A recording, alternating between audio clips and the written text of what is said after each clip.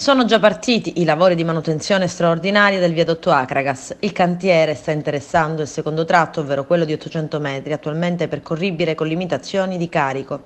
A breve i lavori interesseranno anche però il primo tratto, quello di 1400 metri, finché sarà riaperto tutta la viabilità parziale e infine completa.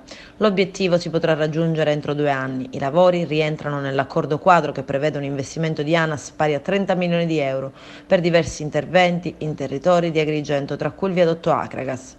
Con l'apertura del cantiere, fa sapere il sindaco di Agrigento Lillo Firetto, non considero chiuso un capitolo perché per me lo sarà quando tutto il viadotto sarà percorribile di nuovo.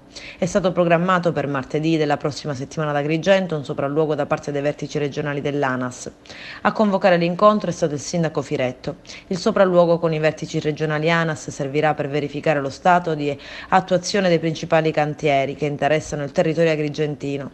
In particolare oggetto dell'incontro sarà lo stato di avanzamento del primo cantiere avviato sul viadotto Acragas e la tempistica per l'attivazione di ulteriori interventi. Sarà verificato inoltre lo stato dei lavori sul viadotto Petruso e sulla galleria Spinasanta.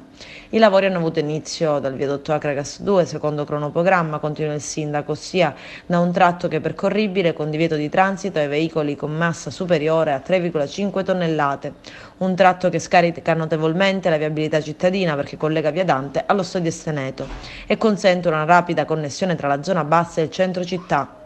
Con un finanziamento di 35.000 euro, ANAS garantirà la progettazione per il miglioramento della viabilità interna alla strada statale 115 ad Agrigento.